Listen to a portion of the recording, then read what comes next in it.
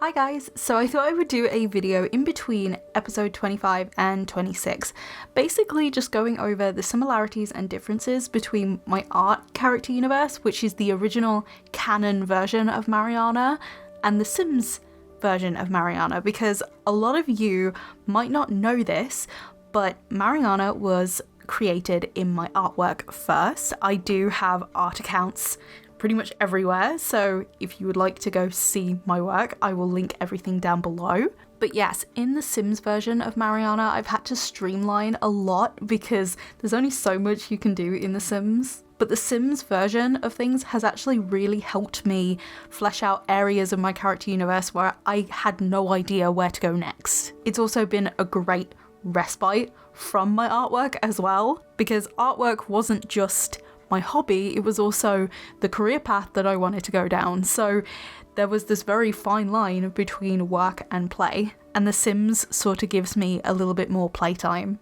while still being productive. So even though we're in between episode 25 and 26 currently in the series, I kind of want to wrap up some basic facts into this video as well. So it's kind of like a beginner's guide almost, as well as little tidbits that you might not already know. So first of all, we are going to start with the kingdom of Loka. In my game, Loka is Brindleton Bay, and its monarch is King Jonathan, with its heirs being Crown Princess Loki, or as I like to call her in the series, Loki, and her son, Prince Kai. Loka is known as the Kingdom of Balance. It's the oldest and most highly regarded of all the kingdoms, and it was actually merged from another kingdom known as Luna by the union of Loki's parents, Jonathan and River. Unfortunately, River is no longer with us. She died in suspicious circumstances. But River was actually the last princess of Luna, so her family line was dying out, but this was also happening to another kingdom known as Solaro. Now originally, Jonathan was actually supposed to marry new queen Veronica of Solaro, but a twist of fate with a storm sent him in the wrong direction, and he ended up in Luna, where he met River. Now River was actually engaged to the king of Verona, King James. So what essentially happened was one big wife swap. But on a serious note, Veronica and James had always been close friends as they were growing up, and the fact that they were engaged to different people was actually kind of heartbreaking for them. They wanted to be together, but their parents had arranged them in different places. That fateful freak storm that actually diverted Jonathan into Luna was actually cleared up by River.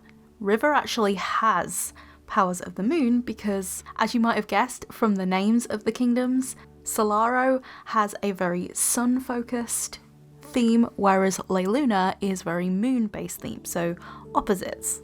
This backstory is the reason why a lot of my characters, especially during the introductions, have soulmate aspirations, because I wanted to hint at the previous story that happened. Jonathan found his soulmate, and Veronica and James got to be with their intended soulmate.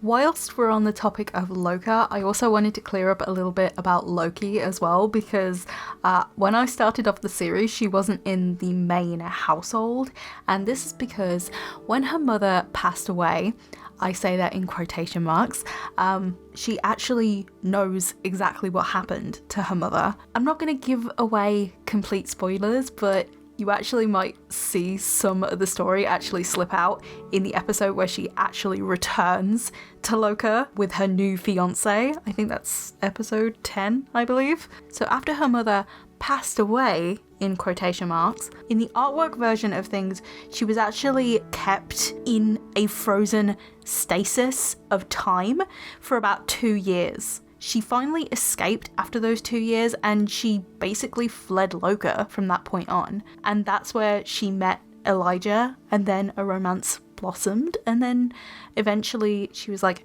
I've got to deal with this. I've got to come back to Loka. I've got to deal with my problems head on instead of running from them. But as this is addressed in some of the episodes, Lucille and Anthony and Jonathan were all kept in the dark about whether she was alive or dead. They had no idea. So when Loki finally comes home, it's the reason why Lucille pretty much drops everything that she's currently doing and goes home. She wants to see her cousin again. The set of cousins actually grew up more so like siblings, and very close siblings at that. So very recently I posted a story post about Lucille having visions. She's currently the Queen of Hali, but since she has Lokan blood, I thought it would be best to address it in the Loka section. Lucille is having these visions because it runs in the maternal line of the family, seeing these glimpses of time. Now males would be a break in the chain, so Loki's break in the chain is her dad, whereas with Anthony's a boy, so he does not have it. Therefore, Lucille is the only direct female descendant of her generation to actually have that power. So the next kingdom on the list is Verona, and in my game it's Willow Creek. Verona is known as the Crystal Kingdom because I love drawing crystals. Now Verona is quite an interesting case because currently it is a co-regency. Now it's not normally a co-regency, but it's this way because of James II's wife's family. They are avians and they are very, very strict. The Emperor and Empress of Avis would not let their daughter leave Avis unless there was something in it for them. And since James II was a crown prince at the time, it was a very valuable deal indeed. So we still have James I as king, as from our story from earlier, but we also have his son, King James II, and James II's son, Crown Prince Micah. So how that arrangement is working, the older king, James I, or as I usually call him, JD, because his name is actually James Duke. Are you noticing? JD, Veronica? They were created during my 2017 Heather's Face. But James I is currently in the process of giving his responsibilities to his son and passing them down very gradually, especially as he is getting older. He also just likes to enjoy the time with his grandchildren, of which Verona is going to have a lot of grandchildren running around. Verona is also the kingdom where the heirs of Hali are eventually found, Brandon and Amelia. Next we're going to talk about Avis and Mariposa. Now, I'm going to take it one at a time, but I can't really talk about one without talking about the other. In my Sims game, Avis is Del Sol Valley and Mariposa is Brightchester. Let's talk about Avis first. So in Avis, the monarch is actually known as an emperor. It's one of those kingdoms that's very male primogeniture and it's very strict on its rules as well. Whether it will be any stricter later on down the line is yet to be seen. In Avis, we have Emperor Hawk and his only son by his first wife, Duchess Sagini, Crown Prince Sparrow. Sagini is no longer his wife because he divorced her, I think in episode 12, I believe. Hawk married a second time to Lady Penelope Linnet Finch of Avis. Hawk believes in a pure bloodline, or at least a bloodline that is valuable to him. There were many children that were miscarried by both Sagini and Penelope. However, only one was long enough to actually get any form of notification in The Sims. This child was actually a daughter, and I called her Ava, but none of the servants were actually brave enough to tell their emperor that this baby was a girl. So Hawk will go to his grave thinking that he had a second son, when in fact it was actually a daughter. So the now Queen Canara of Verona is actually Hawk's older sister. Because of the male primogeniture, Canara was completely passed over as any kind of heir of Avis. However, because she is of an avian bloodline, any of her sons could actually take over the avian bloodline if there is no other heirs. So technically, Crown Prince Micah of Verona is actually second in line to the throne of Avis after his cousin Sparrow. Hawk is incredibly incensed about this. It's the reason why he's a little bit like Henry VIII in that sense where he is just so desperate for another son, the spare to the heir, if you will. At the time of Micah's birth, Sparrow wasn't even born yet, so Micah actually came directly after Hawk, because at the time Hawk was a crown prince. As a result, it means that Sparrow is about 9 to 10 months younger than Micah, because Sparrow was a direct result of Micah being born. I never have any direct ages for characters, it's just in correlation for characters to each other. Avis and Mariposa are the two sky kingdoms, Avis of the birds and Mariposa of the butterflies. They are at war with each other and the avians are the aggressors. This war has been going on for generations. However, Sparrow wants to end it. It's the perfect opportunity because he is actually in love with a princess of Mariposa, Princess Hali Blue. As Hawk would describe it, Mariposa has a bit of a weak chain in terms of its royal line right now, so the monarchy could actually end up in Hali Blue's lap. This worries Sparrow because he knows that his father could actually use this for Avis to take over Mariposa. Speaking of Mariposa, let's talk about that. As I said before, it's the kingdom of the butterflies, and its monarch is Queen Yulia. Mariposa is actually a little bit different because currently its royal line of succession is actually siblings instead of sons and daughters. The heir of Mariposa is Crown Prince Argus. Now, the idea of an arranged marriage between Crown Prince Sparrow of Avis and Princess Hali Blue of Mariposa wasn't as far-fetched as it seems, because Argus actually suggested it to his sister Yulia. At first, Yulia was very against this, because she saw Avis as pack wolves, and she did not trust them with her sister. But Argus had noticed how Sparrow was not like Hawk in any way. Sparrow was more like his mother Sagini, kind and loving and loyal, definitely not like his father. So Yulia only agreed to it on the grounds that if Hali and Sparrow actually liked each other, they could be together. Whereas Hawk really, really wanted them to be together on the grounds that he could one day try and take over Mariposa. It seems that one monarch had very bad intentions. Hali and Sparrow are currently promised to each other because they're teens, they can't really get engaged, but in The Sims you can give promise rings, which I thought was a really, really cute interaction, so I actually made a story post about it, and to date it's probably one of my favourite posts. Now, the root of the problem for Mariposa's royal succession is that Queen Yulia actually has the same disease that her dad died from, and she does not want to pass it on to any children that she would have.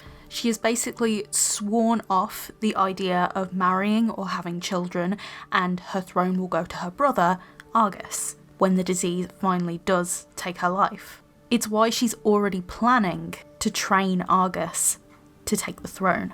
Now, it's shaky on Argus's end, not because he has this family disease, but because he actually only wants to be with his love, his childhood friend, Iris.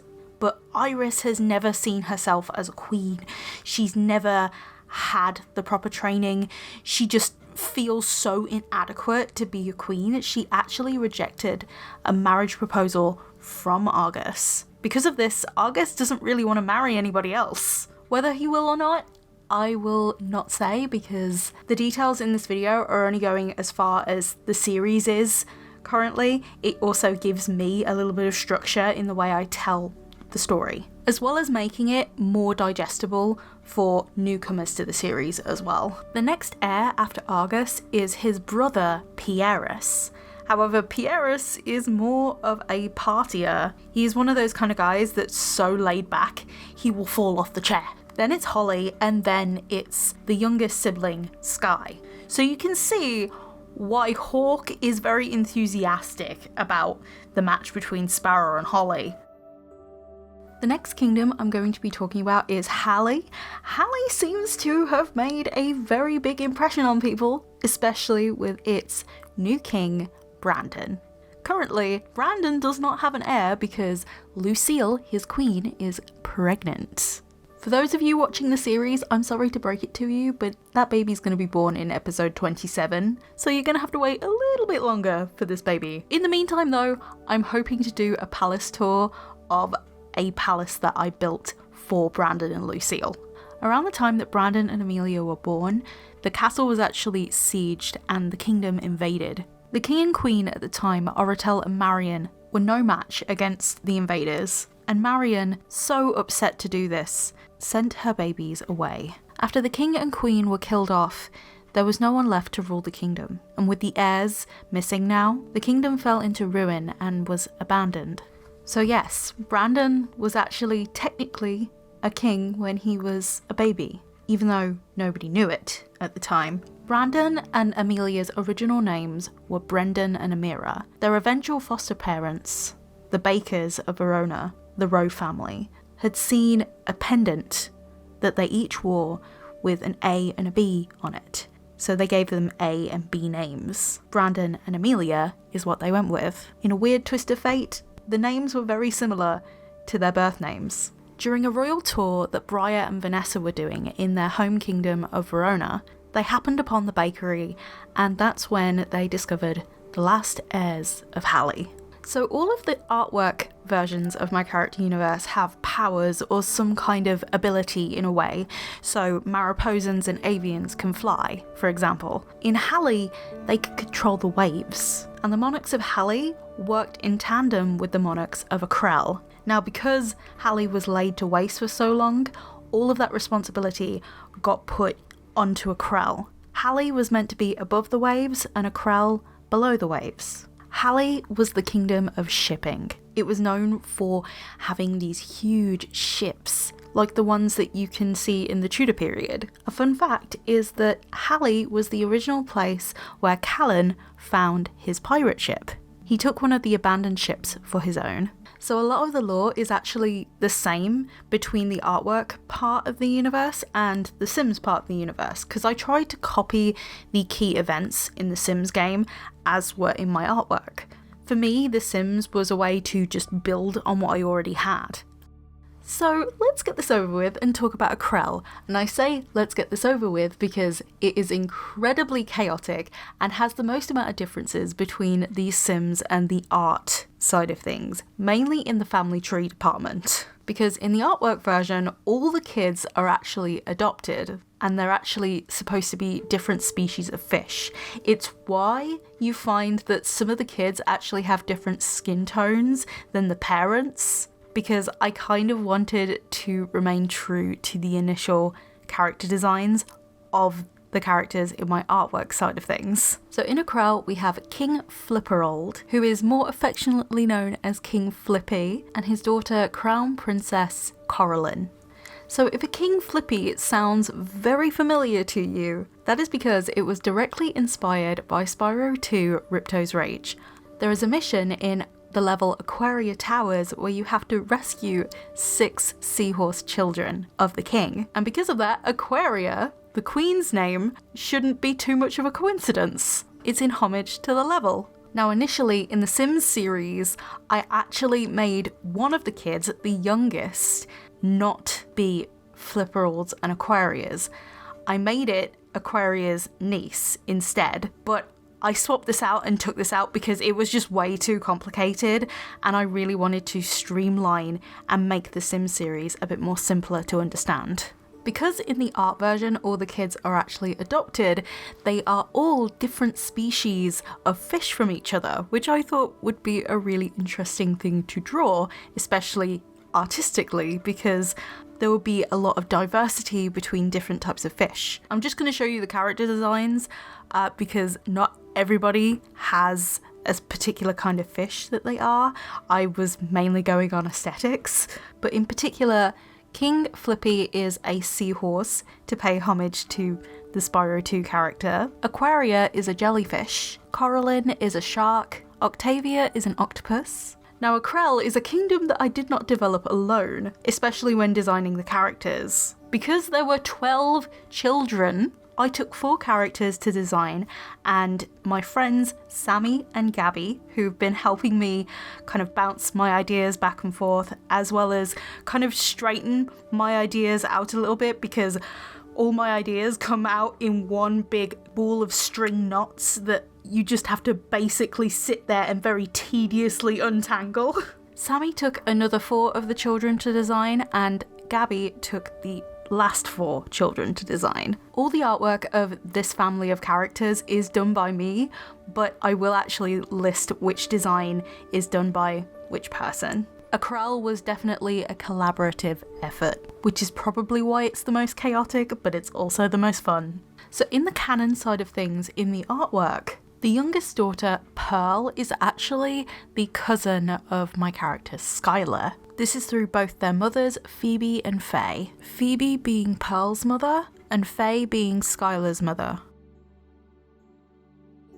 From the water kingdoms of Hali and Aquarelle to the desert kingdom of Dune, monarchs in Dune are actually known as pharaohs, and currently we have Pharaoh Matt and his son Crown Prince Mateo. Dune never really had much in the way of canon for the art universe, so with the Sims series it really did blossom into something completely new. I'll show you the artwork that I've got for Dune, but apart from that, it never really had much in the way of plot. It was a kingdom that was yet to be developed into something a bit more. What hasn't changed is the family tree and how it's linked to other kingdoms as well. The Dune royal family actually breaks off into two factions, Dune and then Nevern, and technically Henllan as well as Artro, but we'll get there. We will get there, because that's a situation all to itself. But in Dune, Matt was actually recently crowned Pharaoh in episode 24. So before him, it was his father, Pharaoh Arkin. When building up this kingdom, I had no idea who Matt's partner was going to be. Now, Matt in personality was very lazy. He was also very, very spoilt by his parents. So really speaking, he was actually looking for somebody who was very self-confident, who knew what she wanted and how to get it. And this personality actually matched up with one of my current characters that I had designed in a Scrawlerbox video, of all things. And she was the cousin of superstar Ruby Topaz, also known as Alexandra Marine, or as her stage name, Sapphire.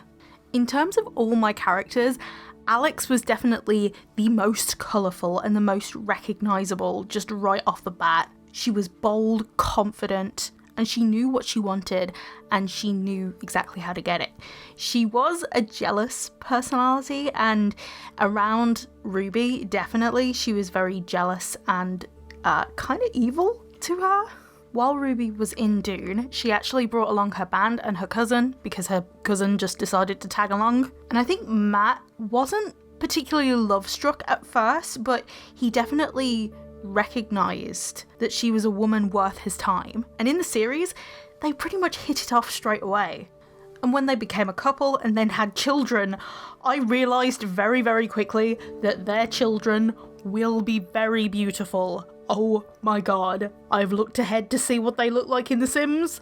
They are stunning, let's just say that. For some reason, the Dune royal family in particular in my Sims game has the beautiful gene pool. So yes, I am actually planning for Alex and Matt to have more children.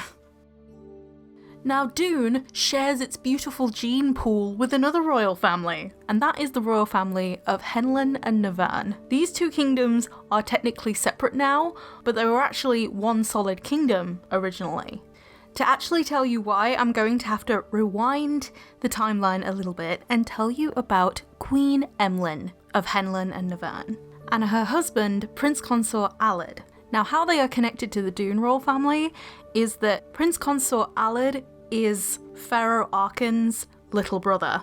In their youth, Crown Princess Henllan and Prince Alad of Dune fell head over heels for each other. Alad's Dune family, though, weren't particularly happy with this. This was because Henllan and Nevern was classed as a matriarchy with a matrilineal heritage, meaning the oldest daughter gets the throne. Now Dune, like Avis, is very male primogeniture.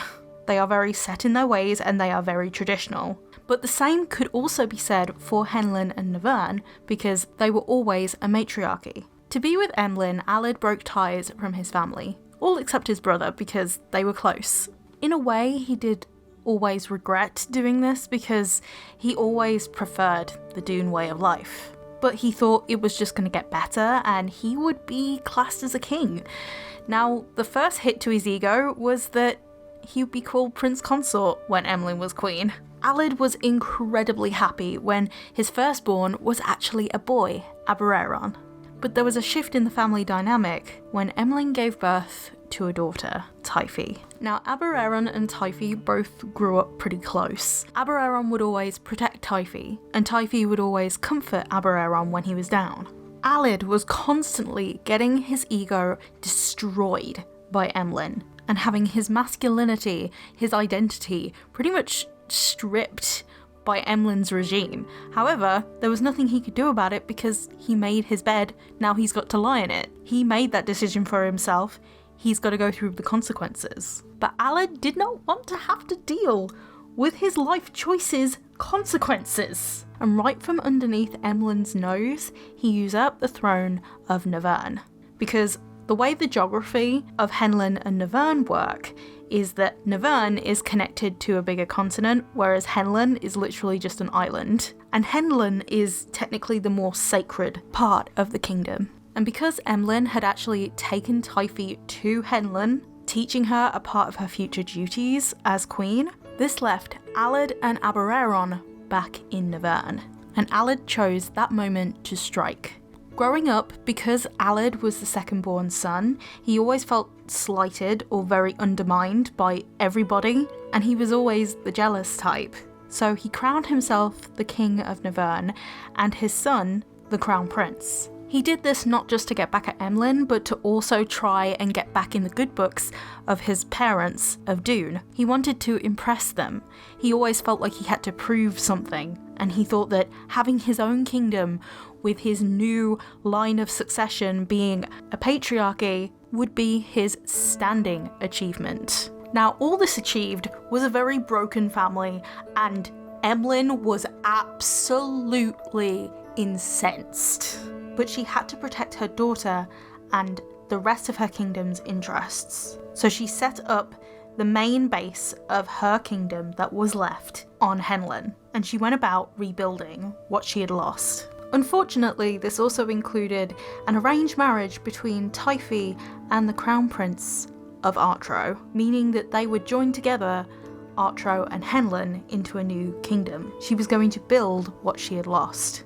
Now, the piece of artwork that's on the screen right now was actually the second piece in the order that this was done, because the first piece was actually from Typhi's point of view of this all happening. Typhi was incredibly upset. She did not want to marry somebody she did not know, and Henllan didn't want this to happen. However, at the time, I hadn't done that piece of artwork from Henllan's point of view. So now that we have a basic rundown of Henllan and Nevern previously, let's tell you about them currently. Now, some of the kingdoms do not have emblems for them because I need to either rework them or I just haven't gotten around to them yet. And these two kingdoms are just a prime example of that.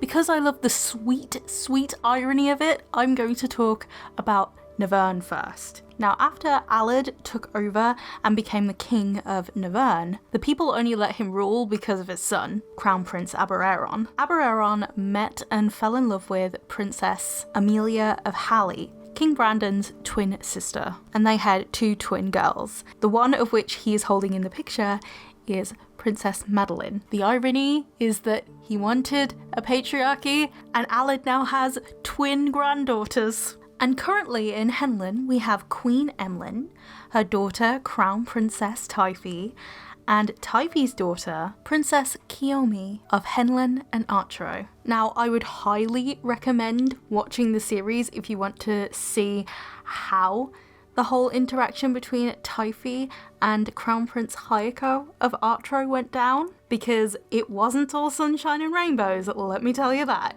Let's just say Hayako took a very Marishat approach from Miraculous Ladybug. The next kingdom we'll go through is Artro. Now, this kingdom doesn't really have an emblem, it's just something that I really need to get done. But Artro's history doesn't really go back very far. This is in terms of my notes, and also because it's a newer formed kingdom in terms of the world's timeline. It only goes back a couple of generations, whereas other kingdoms go back further into the past. Its current reigning monarch is King Haruto. His heir is Crown Prince Hayako, and then we have Hayako's baby girl, Princess Kiyomi of Henllan and Artro. Artro is going to be one of those kingdoms where I actually develop along with the Sims universe, so it's kind of a bit like Dune, where I just develop it as I go along with the Sims series. But it is interesting to note that King Haruto wants to build the kingdom into something more recognisable, into more of an established kingdom. Haruto's hopes may very well be fulfilled in the future because his youngest child, Princess Yumi, is in love with Crown Prince Micah of Verona, and he is very excited about the prospect of a possible arranged marriage between the two. Micah's parents, however, aren't really keen on the idea of an arranged marriage, so they're just willing to see how things will turn out. Next, we have the Kingdom of Cinderash, and Cinderash is known as the Fire Kingdom. It is also known for its blacksmith trade and its well-renowned military. At its head, we have King Flint and Crown Prince Spiro. Fun fact, Spiro does actually have a son, but this son isn't in the Cinderash line of succession because his mother is the Queen of Quilo and his son is her heir. To forge better alliances with other kingdoms, Spiro agreed to an arranged marriage with Princess Nevern of Quilo. Upon marrying her, she became queen of her country, and her first child would be the heir to Quilo. The arrangement was made just to keep the Quilo line of succession going. In this agreement, they agreed not to combine the thrones of Cinderash and Quilo. They also agreed that Spiro can remarry after Quilo's heir is born. The reason for this is Nevern's sexuality. Technically speaking, she really didn't want a husband, but she knew it was her duty to fulfill giving the kingdom an heir, so she is just going to be living it up as a single mother in Quilo. Spiro will help with his son, however, he has duties to attend to in Cinderash as well. Spiro's and Nevern's relationship is very friendship orientated.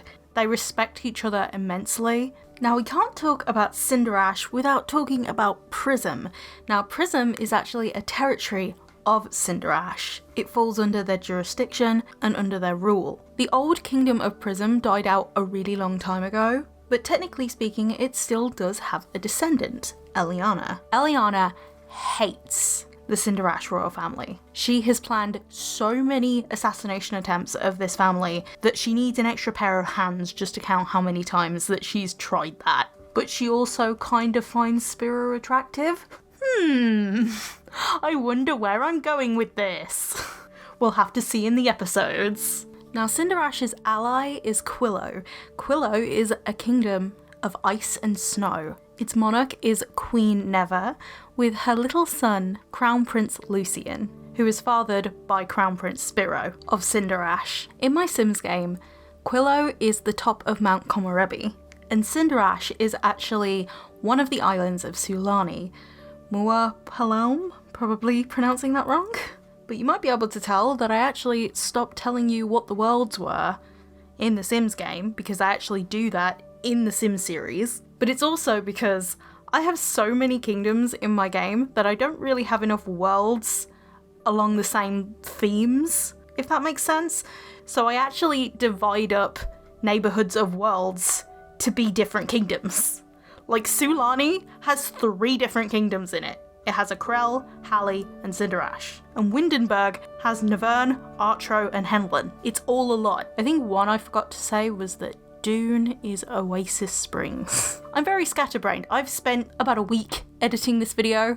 It's a lot. I've had to do this in multiple sessions because talking a lot about my character universe in one sitting, it made my cheeks burn a bit. It was really intense. But I think I'm going to round out this video by actually doing a little Q&A, because on Instagram, I asked if anybody had any questions to put at the end of this video. So this last section will just be me answering some questions that you guys had.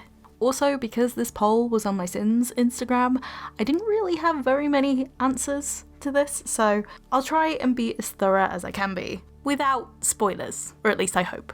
So the first question is, have we seen all of the royal families of Mariana?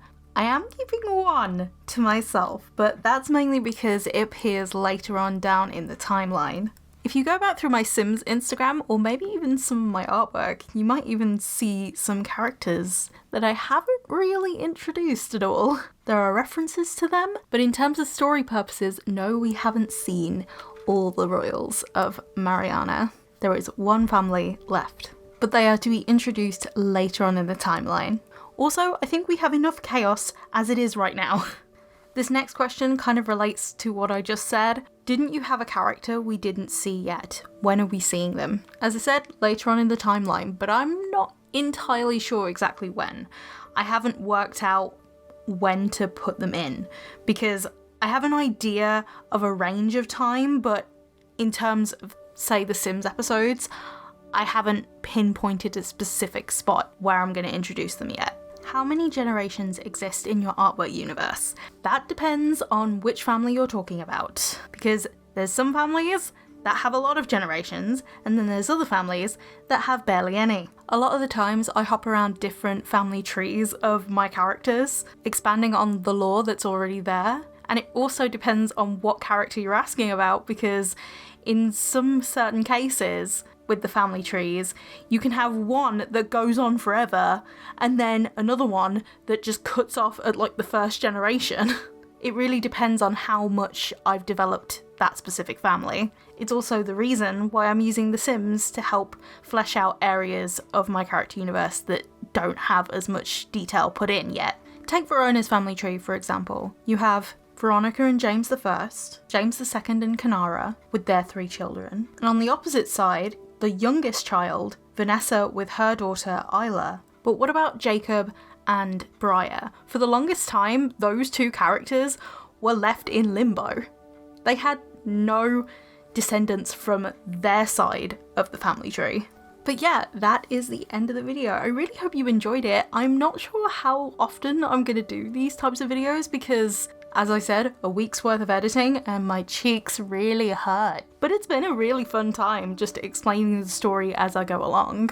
The Sims has really given me some structure that I so desperately needed, because I've been saying for years I've been wanting to make a video explaining my character universe, but I never had the structure in mind to do it. And even though I haven't explained everything in my character universe, I've only explained what's currently happening at this point in the timeline of the Sims series. I feel like this is a good point to how I can carry the format on, if that makes sense. Also, I can continue expanding upon this character universe from this point forward. I just thought that this video would serve as a good starting point to stuff that you may not know that happened before I started the series on the Sims channel. Also, if you've somehow made it to the end of this really long video, I want to know down below in the comments section, would you like this as a really long video in the future, or would you like it chopped up into the different sections? Because